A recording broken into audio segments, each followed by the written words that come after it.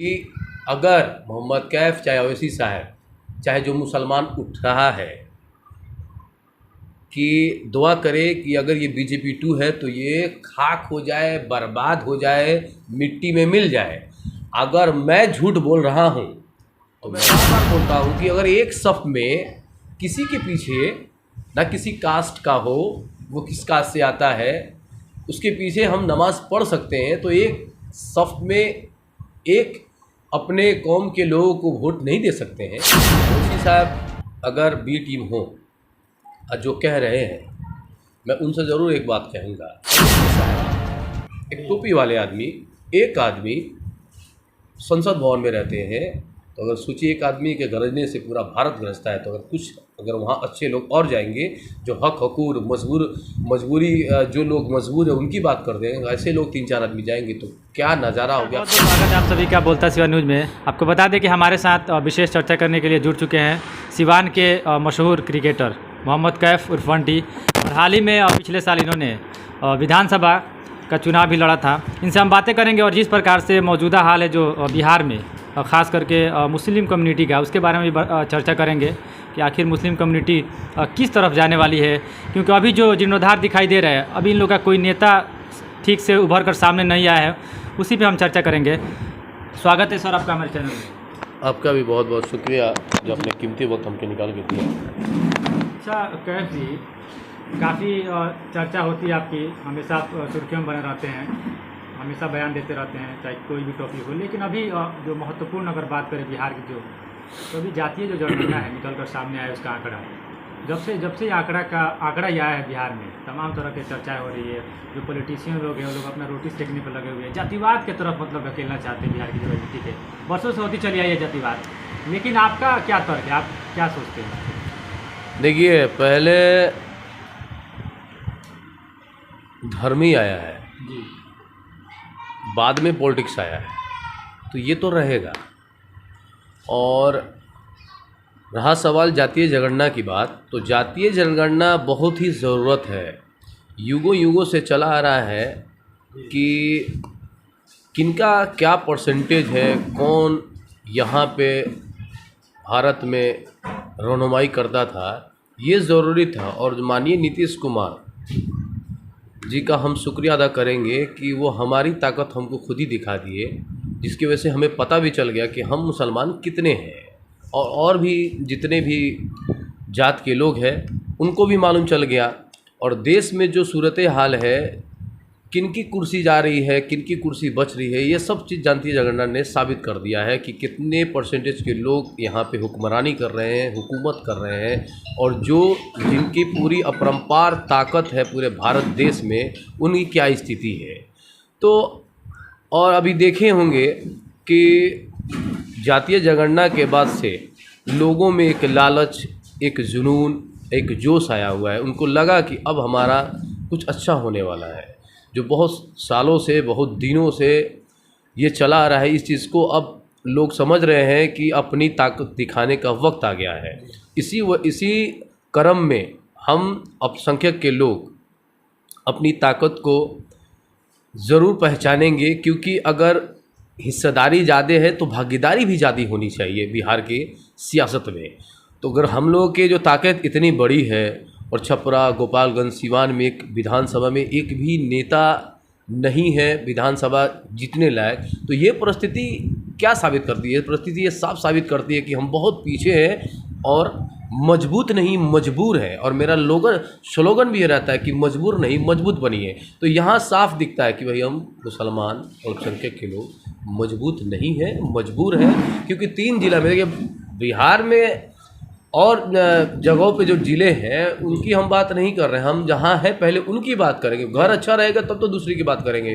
हमारा घर अच्छा ही नहीं है, हम दूसरे घरों देखेंगे तो लोग तो हंसने लगेंगे, और हंसी का पात्र तो हम लोग नहीं बनने वाले हैं। हम मुसलमान अपने सिर्फ एक ही चीज़ करने वाले हैं। आज के डेट में जो जातीय जनगणना के बाद जो हमारी ताकत जो दिखी है, बहुत खूबसूरती के साथ अब हम लोग अपनी बात करेंगे। जो मजबूर नहीं मजबूत बनिए, अपने लोगों को चुनिए, पहले ये ज़रूरत है। जैसे आपने देखा होगा कि अभी छपरा से एक विशाल रैली निकाले थे माननीय सुधीर भाई जी, तो जो हिंदुओं के कास्ट में सबसे मजबूत कास्ट माना जाता है, क्षत्रिय, तलवार पर तिलक लगाने वाली कौम, राजपूत कौम, अच्छी कौम, बातों से मुकरने वाली नहीं, बातों पे अटल रहने वाली, लेकिन उन्हें भी ज़रूरत पड़ रही है विशाल रैली की। कहीं ना कहीं वो भी डिसअपॉइंटेड है जातीय जनगणना के बाद। बात को समझिएगा, तो जातीय जनगणना कितनी इम्पोर्टेंट है हर कौम को, वो ऑलरेडी मजबूत है, उनके बावजूद भी वो और मजबूती की बात करते हैं। और हमारे पास तो नेता ही नहीं है, हमारे पास तो कोई है ही नहीं है, तो फिर हम इधर उधर की बात करके पहले अपनी बात करके अपनी मजबूती करने की बात सबसे ज़्यादा ज़रूरी है। आखिर क्या कारण है सर, मुस्लिमों का पिछड़ेपन के कारण क्या हो सकता है? देखिए बात है ना कि हम मुसलमान किसी पर अगर वफादारी के साथ रहते हैं ना, तो फिर उसको नहीं देखते कि वो हमको कहाँ लेके जा रहा है, उस पर भरोसा करते हैं। तो भरोसा हम लोग दिखाते हैं, काफ़ी सालों से भरोसा हम लोग जगह किए हैं और होना भी चाहिए, अभी दे भी रहे। लेकिन उम्मीद है कि ये तीनों जिला में मुस्लिम का कैंडिडेट ज़रूर होगा, क्योंकि जिस पार्टी से हम लोग को, हमारे परिवार, हमारे दोस्त, शायद आप भी और यहाँ पर जितने बैठे लोग हैं, सब लोग उसी को वोट करते आ रहा है, जिसका नतीजा यही हुआ है कि लोगों को जिताने का काम किए हैं हम लोग, कभी जीतने की बात नहीं किए हैं। तो यही नतीजा है। हम भरोसा करते हैं, लेकिन भरोसा जब लेने की बात होता है तो हम पे कोई भरोसा नहीं करता है। और भरोसा करने का एक ही चीज़ है, वो है वोट। कोई खाना खिला देगा, पैसा दे देगा, लेकिन वोट के टाइम में बहुत ही ज़्यादा मुश्किलात का सामना करना पड़ता है। 14% की आबादी है सर यादव समाज की। उसका देखिए, हम यादव समाज पे या किसी समाज पे, अन्य जो भी समाज पे, हम उन पर टिप्पणी टिप्पणी करना नहीं चाहते हैं। हम उनका सम्मान करते हैं और हर जात का सम्मान होना भी चाहिए। हम अपनी बात कर रहे हैं, क्योंकि हमारी कौम जो है वो सबसे पीछे चली जा रही है। 75 साल 75 ईयर्स में पूरे बिहार में एक मुसलमान की पार्टी तक नहीं है। इससे बुरा हाल क्या हो सकता है बिहार में? जिसकी पार्टी नहीं है तो सोचिए उसकी विधानसभा में टिकट कितनी मिलेगी।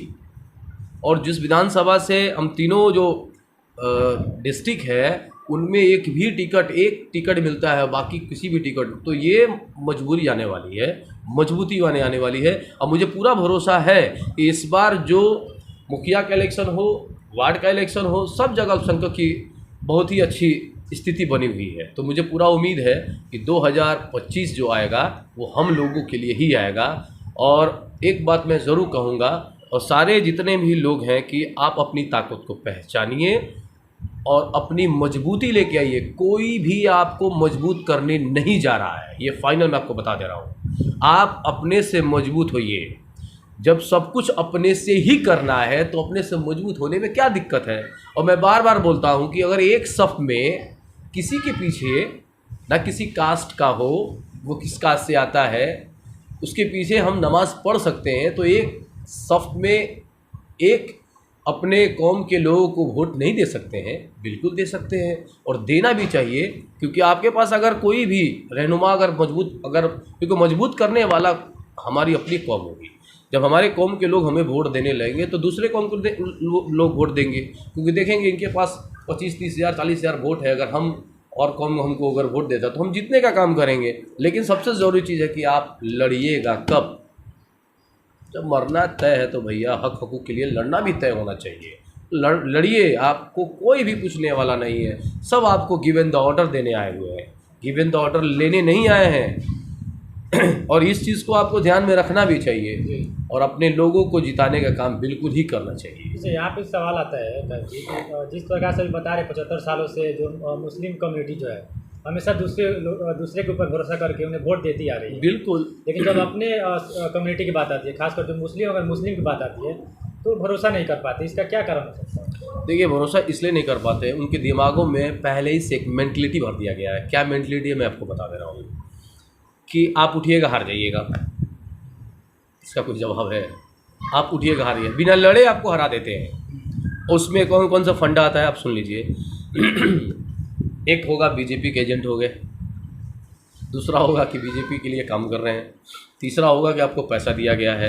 मतलब आपके कौम को ये बताना चाहता है आदमी कि ये आदमी जो है मुसलमानों को रोकने आया है।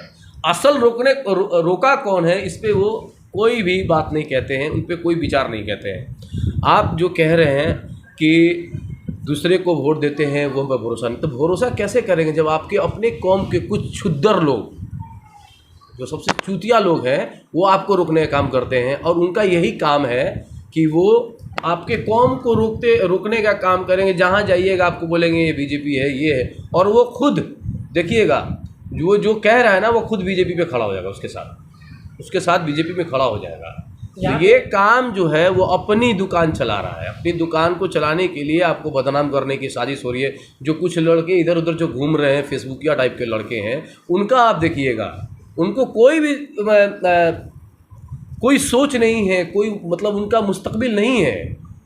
उनका कौम कहाँ जा रहा है, कौम में क्या मजबूती लानी चाहिए, उनको कोई भी मतलब नहीं है। उनको मतलब ये है कि मेरा भाई थाना पे दलाली अच्छा से हो रहा है कि नहीं हो रहा है, मेरा पैकेट भर रहा है कि नहीं, और मैं फेसबुक में लाइक कमेंट कितना मिल रहा है, इनकी वो चिंता है। और हम लोगों की, जो हमारे साथ युवा, जो लोग साथ हमारे साथ चल रहे हैं, उनको चिंता ये है कि हमारी कौम कहाँ जा रही है, क्या मजबूर की तरफ जा रही है, मजबूत की तरफ जा रही है। दम 100% है कि मजबूत की तरफ तो नहीं जा रही है, मजबूरी की तरफ जा रही है। तभी तो आप यहाँ खड़े हैं और आपको पूछा जा रहा है कि आपको कुछ पूछता ही नहीं है। कोई आता है कह के चला जाता है बाहर का। अभी हम एक न्यूज़ देखे थे, जदयू के कोई मंत्री थे, अब उनको नाम नहीं जानते हैं, उनका भी नाम आया था न्यूज़ के माध्यम से, मुझे मालूम हुआ कि यहाँ से वो लड़ सकते हैं। अब बताइए उन कहाँ से आदमी, यहाँ आदमी नहीं है, यहाँ आदमी नहीं है। सोचिए क्या परिस्थिति बनाया जा रहा है। हम यही चाहते हैं खासकर महागठबंधन के लोगों से कि वोट को बर्बाद ना होने दे और एक मजबूत सरकार बनने की होड़ में चलिए। और ख़ासतर अल्पसंख्यक लोगों के लिए ज़रूर कोई ना कोई रास्ता निकालिए, चाहे वो गोपालगंज हो, छपरा हो और हमारा सिवान हो। क्योंकि सिवान में काफ़ी सालों तक किसी ने अभी तक चुनाव लड़ा। मैं चुनाव लड़ा 2020 में। मैं चुनाव इसलिए लड़ा, मुझे हारने का ना गम है ना जीतने की खुशी है। खुशी उसी वक्त होगी जब हमारे कौम के लोग आगे जाएंगे, विधानसभा जाएंगे, लोकसभा जाएंगे। जब वहाँ पे जाएंगे ही नहीं तो आपका क्या मुस्तकबिल होगा, क्या आपका वजूद होगा। कोई भी कानून कहाँ से पास होती है, सब कानून विधानसभा लोकसभा से पास होती है। और जब आपका कोई आदमी नहीं होगा, आपका कोई आपके खिलाफ कोई भी कानून आएगा उसका विरोध करने वाला नहीं होगा तो आसानी से पास हो जाएगा। लेकिन जब आपके पास कोई जब वहाँ रहेगा, एक देखिए, मैं किसी का बड़ाई या नहीं कर रहा हूँ, लेकिन मैं ज़रूर एक बात कहूँगा।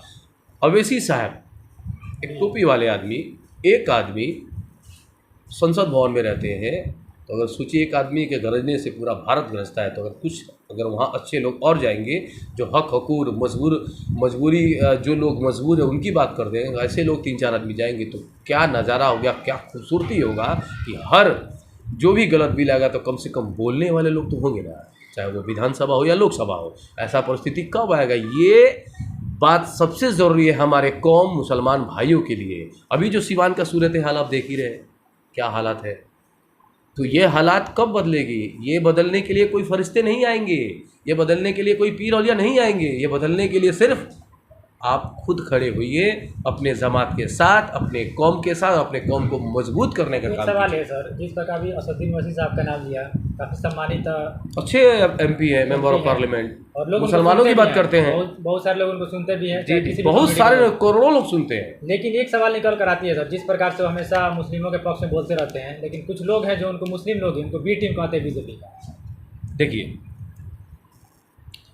ओवैसी साहब अगर बी टीम हो जो कह रहे हैं, मैं उनसे ज़रूर एक बात कहूँगा कि आप वज़ू कर लें, नफिल नमाज़ पढ़ें और कहें, जैसे मेरे पे लालछन लगा था कि मैं बीजेपी का टीम 2020 के चुनाव में, तो आप नफिल नमाज़ पढ़े, वज़ू करके बैठ के दुआ करें कि अगर मोहम्मद कैफ चाहे ओवैसी साहब चाहे जो मुसलमान उठ रहा है कि दुआ करे कि अगर ये बीजेपी 2 है तो ये खाक हो जाए, बर्बाद हो जाए, मिट्टी में मिल जाए।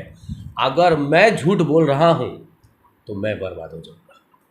उसके लिए इतना ही जवाब है मेरे पास, उससे ज़्यादा जवाब नहीं। सर अंत में क्या कहेंगे मुस्लिम भाइयों के लिए? मुस्लिम भाइयों से ये कहेंगे कि आप सभी लोग जानते हैं कि आज से नहीं, युगों युगों से ये जो लड़ाई है चली आ रही है अपने मुस्तकबिल की।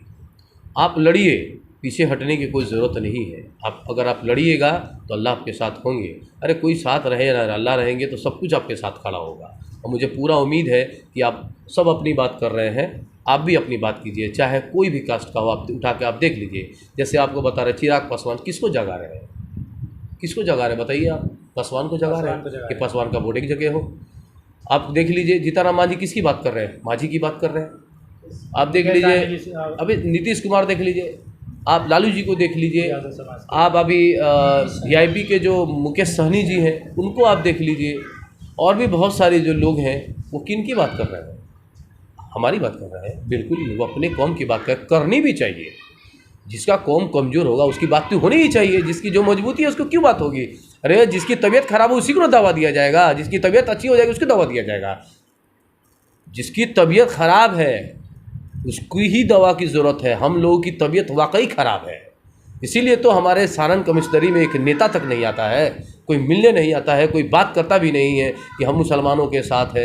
एनआरसी का मामला हो, सीए का मामला हो, यूसीसी का मामला हो, चाहे बाबरी मस्जिद का मामला हो, चाहे मॉम लिंचिंग का मामला हो, कितने सारे आपको मैं एग्जाम्पल दूँ। कौन खुल के बोलता है? बोलेगा तो वही टोपी वाला ही बोलेगा और दूसरा कोई नहीं बोलेगा। मैं आप सभी लोग से यही दरख्वास्त करूँगा कि मुझे किसी भी धर्म से कोई भी गिला शिकवा बिल्कुल ही नहीं है। मुझे सब अपनी चिंता कर रहे हैं तो हम लोग भी अपनी चिंता कर रहे हैं, और जितने भी कौम के लोग हैं मैं उनको मुबारकबाद देता हूं कि अपने कौम को वो बढ़ाने की बात कर रहे हैं। वैसे ही मोहम्मद कैफ भी अपनी कौम को बढ़ाने की बात कर रहे हैं। आप भी हमको मुबारकबाद दीजिए और हमें बढ़ाने की बात कीजिए। बहुत बहुत शुक्रिया आपका।